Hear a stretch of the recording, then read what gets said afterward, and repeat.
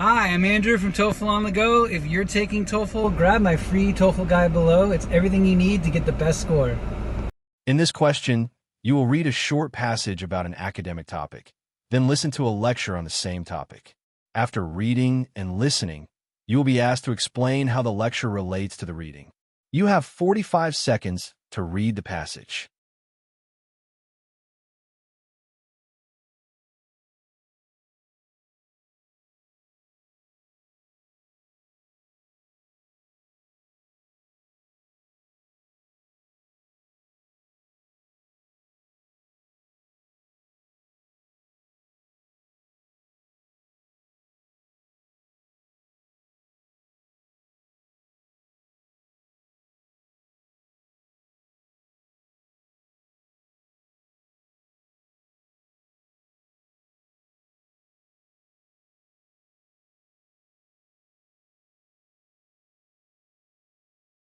Now listen to a lecture from a university professor. Although many people assume that Mughal architecture has left a lasting imprint on modern Indian public buildings, architectural historians tend to see things differently. In fact, much of what appears to be Mughal influence in contemporary government structures is more accurately attributed to British colonial-era adaptations. During the British Raj, architects deliberately incorporated certain Indian design elements, not out of reverence for Mughal tradition, but to create what they termed Indo-Saracenic architecture. This was essentially a hybrid style developed to help colonial institutions appear more relatable to the local population while still asserting imperial authority. Domes and arches, for example, were often included in government buildings not because of Mughal legacy, but because British architects viewed them as exotic visual markers that could help solidify control through symbolic familiarity. Furthermore, many of the post-independent civic buildings in India were shaped by modernist ideals brought in during the mid-20th century, particularly from Western architectural movements. Influential figures like Le Corbusier, who designed the city of Chandigarh, advocated for a radical departure from historical styles altogether. So rather than reflecting a seamless cultural continuity from the Mughal period, modern Indian public architecture is arguably a result of colonial reinterpretation and Western modernism, not a direct line of inheritance from the Mughals. You have 30 seconds to prepare your response.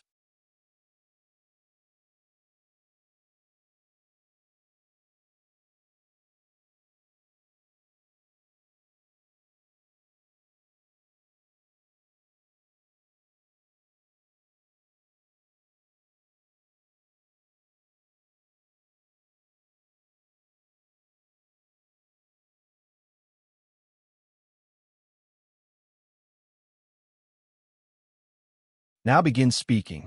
You have 60 seconds.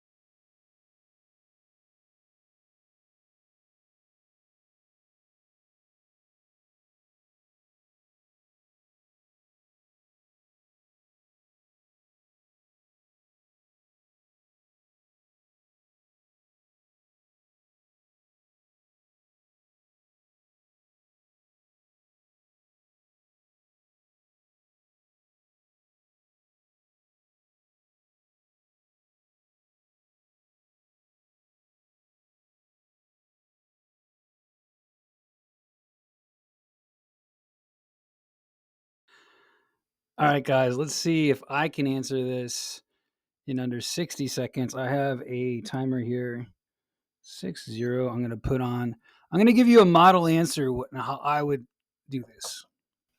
Okay, 60 seconds are on the clock. Let's see if I can do it. You may now speak. In the reading passage, the author explains that Mughal architecture has influenced modern Indian buildings, especially in features like domes, arches, and decorative gardens. This suggests cultural continuity from the Mughal era into present day design. However, in the lecture, the professor challenges this idea. He says many of these features were actually adopted by British architects during colonial rule to create a local style called Indo Saracenic, not to honor Mughal tradition, but to seem more familiar to locals. He also mentions that modern architecture in India was shaped by Western ideas like Le Corbusier designs in Chandigarh. So while the passage sees Mughal influence, the professor believes modern design is more about colonial adaptation and Western modernism. Whew, did it?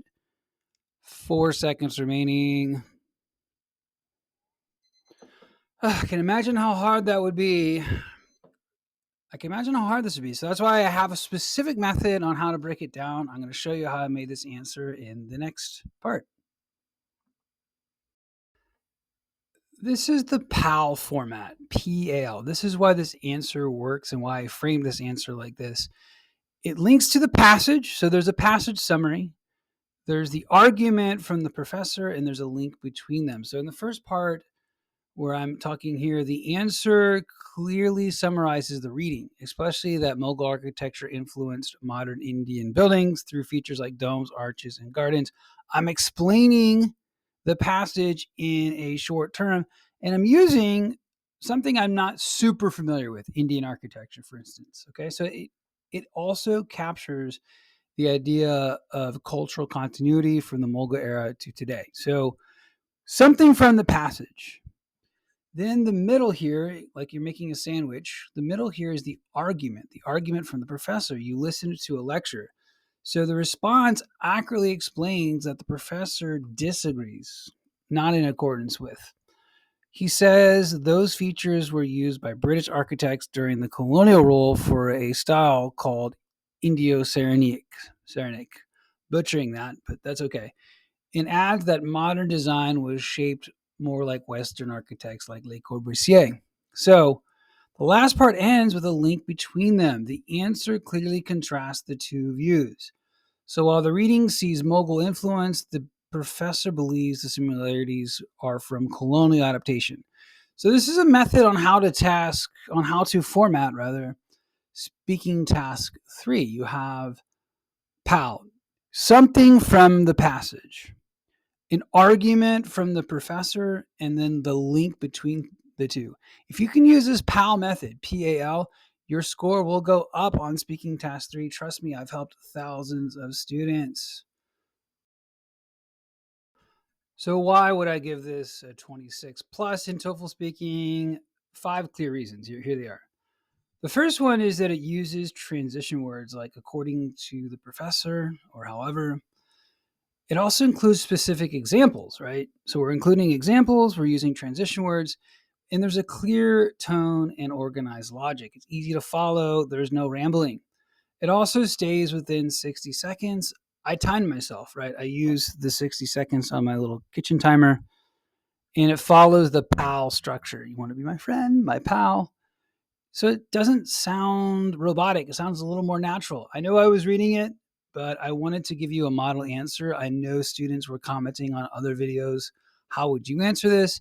This is how I would answer it. And this is what's given a lot of students a 26 plus on TOEFL speaking. So if you follow this guide, it will give you a clear structure on how to formulate your answers and how to take notes. So thank you so much for watching this video. If you've made it to the end of this video, I just want to remind you, grab my free guide. It includes these templates. It also has everything I've ever taught about TOEFL in about 45 pages or so. All I need is your email to know where to send it. Like and subscribe, and stay tuned for more TOEFL speaking practice here on my channel.